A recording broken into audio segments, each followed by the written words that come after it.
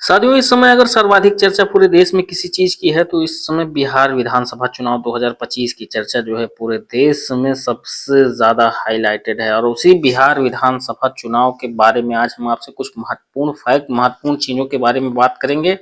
आप वीडियो को पूरा देखिए, ढेर सारी जानकारी आपको लेकर के आए, कितने चरण में चुनाव होंगे, गठबंधन में कौन कौन है, कितनी सीटें किस किस को मिली हैं, एनडीए में कौन है, ये सारी चीजें हम आपसे बात करेंगे। तो इसी क्रम में हम शुरू करते हैं। तो बिहार विधानसभा चुनाव 2025 के बारे में ढेर सारा डेटा आपके साथ में साझा करने वाला हूं। तो सबसे पहले मैं आपको बता दूं कि बिहार विधानसभा चुनाव जो है 2 चरणों में होगा। पहले चरण का मतदान जो है 6 नवंबर 2025 को और दूसरे चरण का मतदान जो है होगा वो 11 नवंबर 2025 को। और दोनों चरणों की मतगणना जो है 14 नवंबर 2025 को की जाएगी। महत्वपूर्ण डेट है। आप अगर आप प्रतियोगी परीक्षार्थी हैं तो 6 नवंबर 11 नवंबर की डेट याद रखें और प्लस 14 नवंबर की भी डेट याद रखें।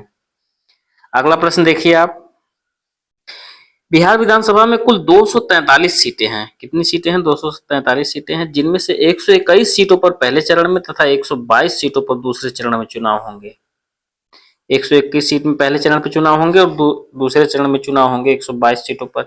यह चुनाव भारत निर्वाचन आयोग द्वारा आयोजित किया जाएगा और बिहार विधानसभा का वर्तमान कार्यकाल 22 नवंबर 2025 को समाप्त हो रहा है। कब समाप्त हो रहा है? 22 नवंबर 2025 को समाप्त हो रहा है। बिहार में विधानसभा की कुल सीटें हैं 243। ये चीजें तो बहुत इंपॉर्टेंट है परीक्षा के उपयोग की दृष्टि से, और वैसे भी अगर आप राजनीति संबंधी खबरों में जानकारी रखते हैं तो आपको ये जानकारी होना चाहिए। आगे देखिए, बिहार विधानसभा चुनाव 2025 में कुल लगभग 17 से ज्यादा प्रमुख पार्टियां और गठबंधन शामिल हैं। मुख्य गठबंधन की बात करेंगे हम आगे। तो मुख्य गठबंधन में सबसे पहले है एनडीए, जो है नेशनल डेमोक्रेटिक अलायंस, जिसको हम कहते हैं राष्ट्रीय जनतांत्रिक गठबंधन, यानी कि एनडीए। एनडीए सभी लोग कहते हैं, लेकिन उसका हिंदी नाम क्या है और उसका फुल नाम क्या है बहुत कम लोग जानते हैं। नेशनल डेमोक्रेटिक अलायंस, राष्ट्रीय जनतांत्रिक गठबंधन। अब देखिए एनडीए में कौन कौन से दल शामिल हैं, ये मैं आपको बता दूं। एनडीए में कौन कौन से दल शामिल हैं, तो सबसे पहले आ जाएगा Bharatiya Janata party BJP, Janata Dal United जिसको जदयू कहते हैं, उसके साथ साथ लोक जनशक्ति पार्टी रामविलास वाली, और उसके बाद है हिंदुस्तानी आवाम मोर्चा एलजीपी जिसको कहते हैं, उसके साथ है राष्ट्रीय लोक मोर्चा। ये सारे जो है एनडीए में हैं। लेकिन चर्चा किसकी ज्यादा होती है? चर्चा ज्यादा होती है बीजेपी और जदयू की, थोड़ी बहुत चर्चा होती है रामविलास वाली जनशक्ति यानी कि लोक जनशक्ति पार्टी की भी।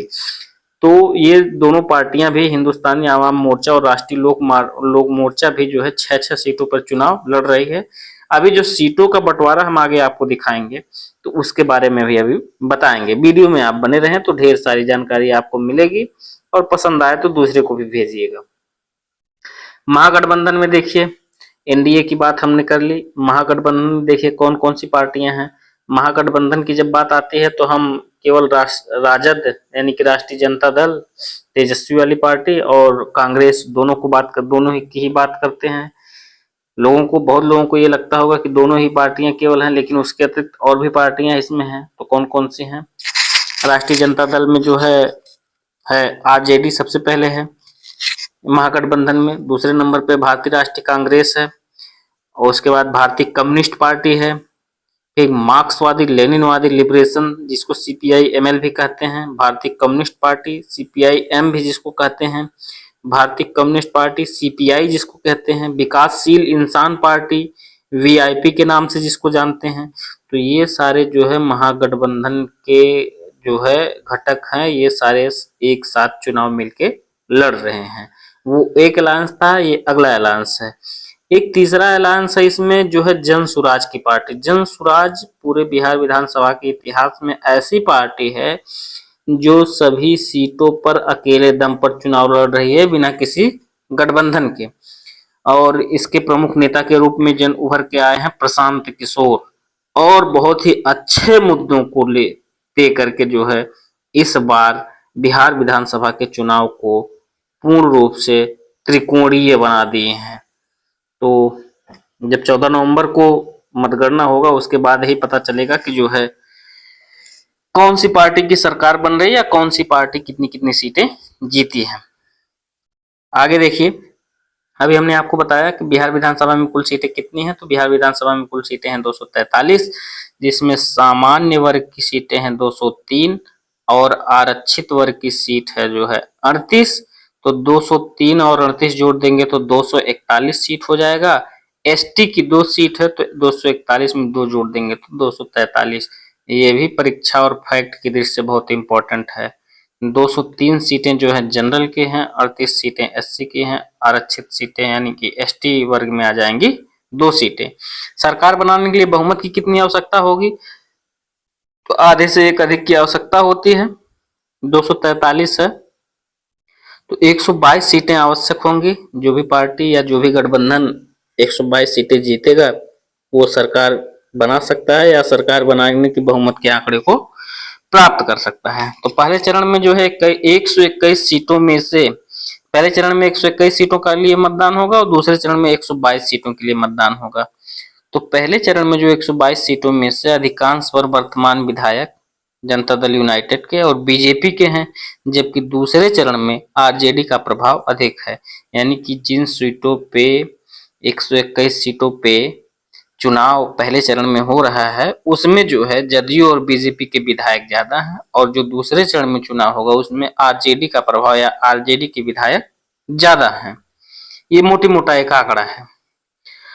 और अब देखिए बीजेपी और जदयू का जो सीट बंटवारा है, बीजेपी जो हमने एनडीए देखा, एनडीए में जो पार्टियों को देखा तो उसमें कौन कौन पार्टियां कितनी कितनी सीटों के लिए 2025 का विधानसभा चुनाव लड़ रही हैं उसके बारे में आपको बता दूं।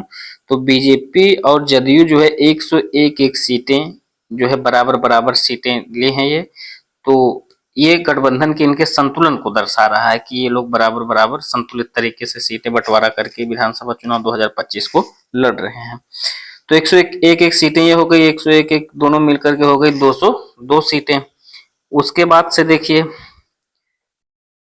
29 सीटें जो है वो लोक जनशक्ति पार्टी रामविलास पासवान के लड़के चिराग पासवान की पार्टी को मिली है। 202 हो गया, 29 ये हो गया तो ये हो जाएगा 231 सीटें।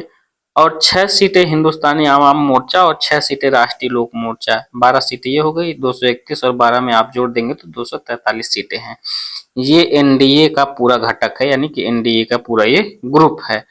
101 प्लस 101 प्लस 29 प्लस 6 प्लस 6, 1 2 3 और 4, 3 2 5 पार्टियां हैं टोटल एनडीए में।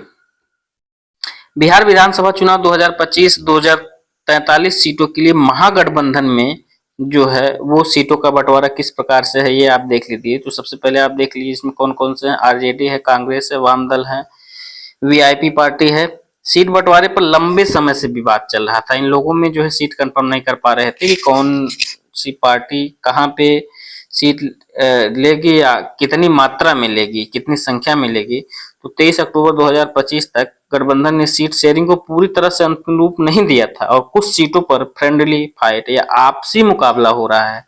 हालांकि हालिया रिपोर्ट के अनुसार आरजेडी ने 143 सीटों पर उम्मीदवार घोषित कर दिए हैं, जबकि कांग्रेस ने 61 सीटों पर अपने उम्मीदवार उतारे हैं। इसमें कम से कम 6 से 12 सीटों पर दोनों दलों के उम्मीदवार आमने सामने हैं। वाम दल सीपीआई और सीपीआई एमएल और वीआईपी को कुछ सीटें मिलने की बात चल रही है, लेकिन अंतिम सूची आज के संयुक्त प्रेस कॉन्फ्रेंस में स्पष्ट हो सकती है। आज का मतलब ये आज 23 तारीख की न्यूज है ये, तो आज ये स्पष्ट होने वाला है। जब स्पष्ट हो जाएगा तो चीजें क्लियर हो जाएंगी, ये छोटे छोटे दलों को कितनी कितनी सीटें मिलेंगी।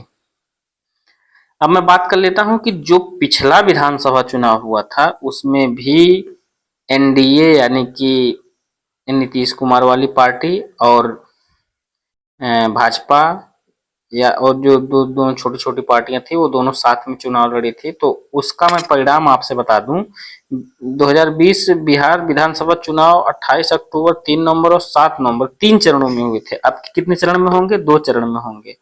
इस बार 2 चरण में होंगे। 10 नवंबर को परिणाम घोषित किया गया था। 243 सीटों के लिए मतदान हुआ था।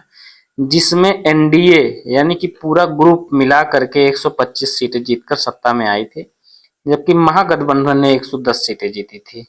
आरजेडी सबसे बड़ी पार्टी के रूप में उभरी, लेकिन गठबंधन के कारण एनडीए बहुमत हासिल करने में सफल रहा।